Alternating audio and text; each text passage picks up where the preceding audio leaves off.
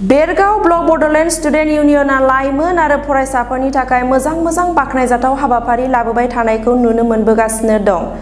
थिग बेबादिनो थाखो 9 आरो 10 नि फरायसाफोरखौ गोग्गो सोलोंथाइ होनो थाखाय बे सामार भेकेसननि समाव बेसेन लायालासिनो फोरोंथाइ होनो थाखाय थांखि लादों।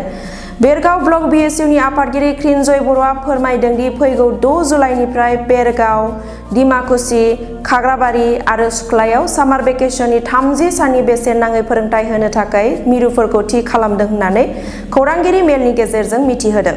फरायसाफोरा 30 सानखौ ओरैनो हगार हरालासिनो बेरगाव ब्लक बिएसइउनि बानजायनायाव बेसेन नाङै फोरोंथाइ बादायाव फैनानै सोलोंफैनो खावलायहरदों आफादगिरि क्रिन्जय बर'आ। बिथाङा फोरमायदों दि बे फोरोंथाइखौ गुनगोनां गोजौ सोलोंथाइ लानाय फोरोंगिरिफोरनि गेजेरजों होनाय जागोन होननानै बिथांमोननि फरायसाफोरनि सायाव मोजां हाबाफारि लानायखौ फरायसाफोरनि गोबां बिमा-बिफाफोरा गोजोननाय फोरमायदों। खुलुमबाय।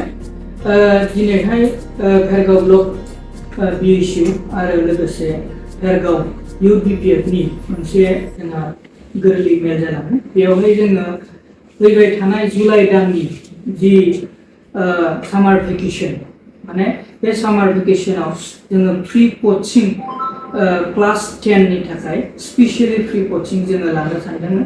जोङो जथायै भेरगाव ब्लक बिएसइउ आरो इउथनि बानजायनायाव जोङो बे हाबाफारिखौ फैबाय थानाय जुलाइ दाननि 6 थारिखनिफ्राय माने 6 अक्ट'निफ्राय लानाय जागोन। बे हाबाफारियाव जोंहा क्लास 10 नि जेसेबां स्टुडेन्टसफोर दङ बिसोरनि थाखाय स्पेसियेलि बे हाबाफारिखौ लानाय जादों। बेयावहाय जोङो आयदा हिसाबै इंलिश, मेथ्स आरो साइन्स बे मोनथाम आयदाखौ जोङो लागोन। लोगोसेनो बिब्दिनो आरो क्लास 11 आरो 12 स्पेसियेलि साइन्स स्ट्रिमनि थाखाय जोङो लानाय जागोन। बे साइन्स स्ट्रिमनि आयदा हिसाबै जोङो केमिस्ट्रि, फिजिक्स आरो मेथ्स बे मोनथाम आयदाखौ जोङो लानाय जागोन। बेखौ जोङो डिमाकुसियाव लानाय जादों। आरो लोगोसेनो बे क्लास 10 नि जि सामार भेकेसननि जि कचिं बेखौहाय जोङो मोनथाम जायगायाव लागोन। सुक्लायाव लानाय जागोन, भेरगाव लानाय जागोन आरो डिमाकुसि लानाय जागोन।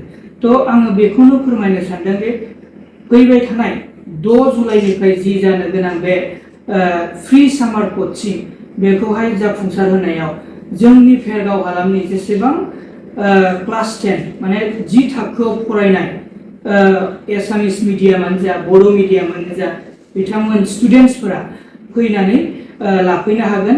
जोङो मोजां गुन गोनां फोरोंगिरि बिथांमोनखौ लाबोगोन।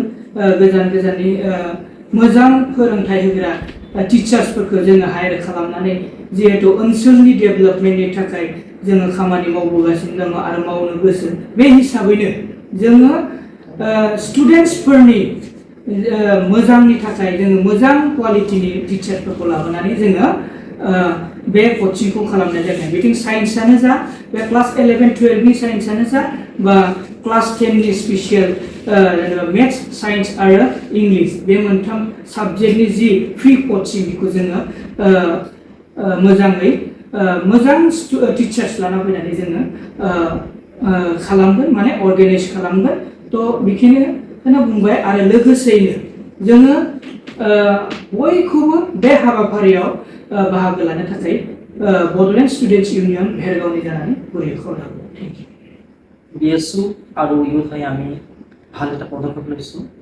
কিন্তু আমাৰ ষ্টুডেণ্ট ইউনিয়ন লগতে ইউথ, ভেৰগাঁও ইউথ আৰু বিএসইউ যাতে যে আমি ছামাৰ ভেকেশ্যন লৈ পেলাই আমি এটা কোচিং ক্লাছ ল'বৰ কাৰণে হৈ আছোঁ আমাৰ পেপাৰটোৰ ফালেদি। লগতে আমি যাতায়াতৰ ব্যৱস্থাও কৰিম, যাতে আমি ভেৰগাঁও আৰু শুক্লাই, ডিমাকুচি 3টা চেণ্টাৰ আমি লৈছোঁ আৰু অহা যোৱাৰ কাৰণে আমি যাতায়াতৰ ব্যৱস্থা কৰিছোঁ। আৰু আমি যিমান পাৰোঁ আমি ভালকৈ কৰিবলৈ চেষ্টা কৰিম।